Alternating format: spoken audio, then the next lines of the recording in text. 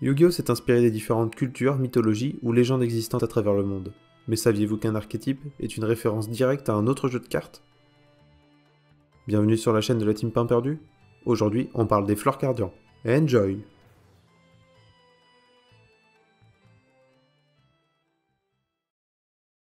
Avant d'apparaître dans le jeu de cartes officiel, l'archétype Fleur Cardian est apparu dans l'anime Yu-Gi-Oh! Arc 5, joué par Shojiro Tokumatsu, alias Enjoy Shojiro. Les premières cartes Fleur Cardian sont sorties chez nous dans l'extension Le Déchaînement des Dragons de Légende en août 2016, avec leur plus récent support sorti dans Bataille de Légende Armageddon en juillet 2020. L'archétype est composé uniquement de monstres de type guerrier d'attribut ténèbres, et leur style de jeu consiste à multiplier les monstres sur son terrain, pour ensuite faire l'invocation de puissants monstres synchro.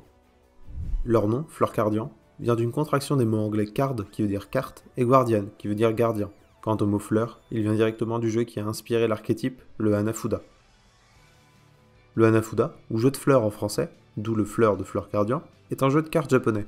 Le but du Hanafuda est de réaliser des combinaisons de cartes appelées yaku, qui une fois complétées permettent de gagner des points. Les 48 cartes du Hanafuda sont séparées en 12 groupes de 4 cartes, et chacun de ces groupes représente un mois de l'année mettant chacun en scène une fleur différente. Dans Yu-Gi-Oh!, ces groupes sont retranscrits par le niveau des monstres Fleur Cardian. Par exemple, Fleur Cardian Herbe de Zèbre et Herbe de Zèbre avec Lune sont tous deux de niveau 8, ils font donc référence au 8e mois de l'année, le mois d'août. Ces 48 cartes peuvent aussi être regroupées par le nombre de points qu'elles donnent dans la variante Koi Koi du Hanafuda. On a donc les Kasu, qui sont les cartes normales, qui valent 1 point, les Tanzaku, ou rubans en français, qui valent 5 points et qui sont le seul groupe de cartes à ne pas avoir été adapté dans Yu-Gi-Oh! Les Tane, ou animaux en français, qui valent 10 points, et les Ko, ou lumière en français, qui valent 20 points. Dans Yu-Gi-Oh!, ces points sont retranscrits dans les points d'attaque des monstres du main deck. Les monstres représentant des cartes normales à 1 point ont 100 points d'attaque, les cartes animaux à 10 points possèdent 1000 points d'attaque, et les cartes lumière à 20 points possèdent 2000 points d'attaque. Chaque monstre Fleur Cardian du main deck met en scène d'autres monstres tirés de Yu-Gi-Oh! Nous pouvons ainsi voir Fleur Cardian Pain et Pain avec Gru qui mettent en scène le pain du mois de janvier avec le monstre Gru-Gru. Fleur Cardian Fleur de Cerisier et Fleur de Cerisier avec Rideau mettent en scène les fleurs de cerisier du mois de mars avec respectivement Scarabée Naturia et Rideau des Ombres. Fleur Cardian Pivoine à Papillon met en scène la pivoine du mois de juin avec Papillon aux ailes ardentes. Fleur Cardian Trèfle avec Sanglier met en scène le Lespedeza Tonbergi du mois de juillet avec Sanglier Soldat. Fleur Cardian Herbe de Zèbre et Herbe de Zèbre avec Lune mettent en scène l'Herbe de Zèbre du mois d'août avec respectivement Pâquerette le Scarabée Naturia et Avatar le Démon de l'Enfer. Fleur Cardian Érable avec Cerf met en scène l'érable du mois d'octobre avec Valérie-Faune Bête Mystique de la Forêt. Fleur Cardian Saule et Saule avec Calligraphe mettent en scène le Saule du mois de novembre avec respectivement Tornade Géante et Fleur Cardian Légère Pluie ainsi que Grenouille Lance Poison. Et finalement, Fleur Cardian Paulonia et Paulonia avec Phénix mettent en scène le Paulonia du mois de décembre avec Plante à Tentacules et Fenwang. Mais vous vous demandez peut-être où se placent les monstres synchro Fleur Cardian dans cette histoire. Eh bien vous vous rappelez des Yaku dont je vous ai parlé tout à l'heure, qui sont le nom des combinaisons de cartes qu'il faut effectuer pour gagner des points? Eh bien les monstres synchro sont la représentation de ces Yaku. Et à chaque fois, le nombre de cartes nécessaires pour compléter un Yaku correspond au nombre de monstres nécessaires à l'invocation synchro du monstre synchro correspondant. Par exemple, Fleur Cardian Sanglier Serpillon est l'adaptation du Yaku Sanglier Serpillon. Au Hanafuda, ce Yaku demande 3 cartes, le sanglier, le cerf et le papillon, tout comme Sanglier Serpillon qui demande 3 monstres pour son invocation.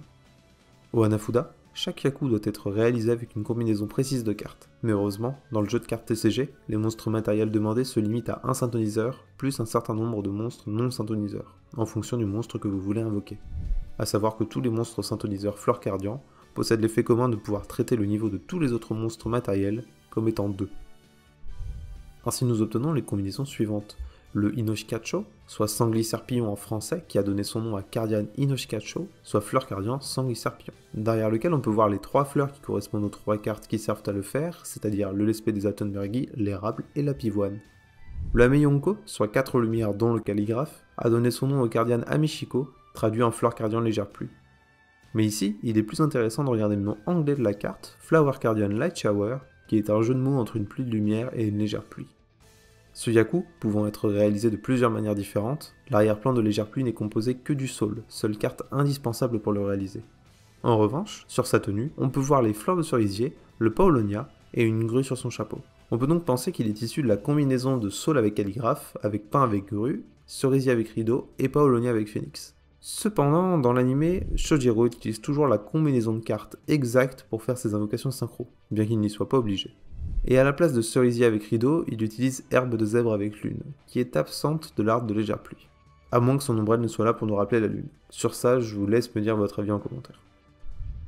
Le Goko, soit 5 lumières, est le Yaku qui rapporte le plus de points au Hanafuda. Il a donné son nom à Cardian Goko, appelé fleur cardian lumière solaire chez nous.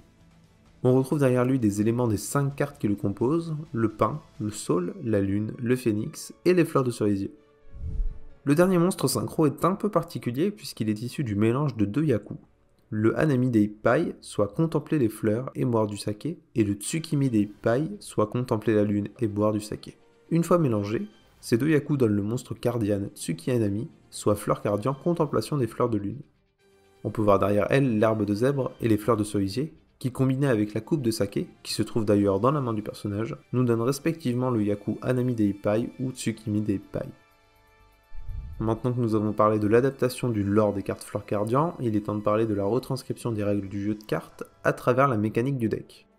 Le Hanafuda est composé de 12 manches représentant les 12 mois d'une année. À chaque manche, 8 cartes sont distribuées à chaque joueur, tandis que 8 autres sont disposées face visible sur la table. C'est ce qu'on appelle le bas. À chaque tour, le joueur peut poser une carte de sa main, de manière à former une paire avec une carte qui se trouve déjà sur le bas. Une paire étant constituée de 2 cartes qui représentent le même mois. À ce moment, il capture les 2 cartes en question, et pioche une nouvelle carte et peut recommencer l'opération jusqu'à ce qu'il ne veuille plus ou ne puisse plus faire de paire. Le but étant de capturer des cartes de manière à former des combinaisons de cartes, les fameux Yaku. Et le fonctionnement des fleurs cardians est très similaire. Les monstres fleurs cardians à 2000 points d'attaque peuvent s'invoquer en sacrifiant un monstre fleur cardian de même niveau, et permettent ensuite de piocher une nouvelle carte, et si cette carte est un monstre fleur cardian, on peut l'invoquer sur son terrain, et ainsi de suite. Le terrain représente à la fois le bas et les cartes capturées, puisque c'est à cet endroit que l'on échange nos cartes qui ne valent pas beaucoup de points contre des cardianes qui en valent davantage. Comme évoqué plus tôt, le niveau représente le mois de l'année, on retrouve donc ce système de paires. Le but final étant de rassembler ces cartes pour créer un Yaku, qui dans le deck Fleur Cardian est matérialisé par un monstre synchro. Pour finir cette vidéo, je vais parler des cartes de support magie et piège du deck, et en particulier de 2 d'entre elles qui font directement référence à des mécaniques du Hanafuda, Super Koikoi et Super Tapi, respectivement Chokoikoi et Choshobu en japonais. Au Hanafuda, quand un joueur réalise un Yaku, 2 choix s'offrent à lui. Soit le Koikoi, qui fait continuer la manche pour donner une chance au joueur de marquer encore plus de points au risque que son adversaire complète un Yaku avant lui, auquel cas le joueur perdra tous les points qu'il aurait pu gagner. Ou le Shobu, qui termine la manche et comptabilise les points. Comme vous avez dû le remarquer, les noms japonais de Super Koikoi et Super Tapi utilisent directement ces 2 termes. Et pour Super Koikoi, les règles du Hanafuda sont très bien retranscrites, puisque la carte permet de piocher plus de cartes pour tenter de compléter nos Yaku, au risque de subir des dommages. Pour conclure, je dirais donc que Yu-Gi-Oh! A fait une superbe adaptation du Hanafuda pour en faire un archétype amusant et atypique. De plus, de nombreuses cartes et de nombreux Yaku n'ont pas encore été adaptés, on pourrait donc recevoir du support à n'importe quel moment, ce qui permettrait de compléter l'adaptation.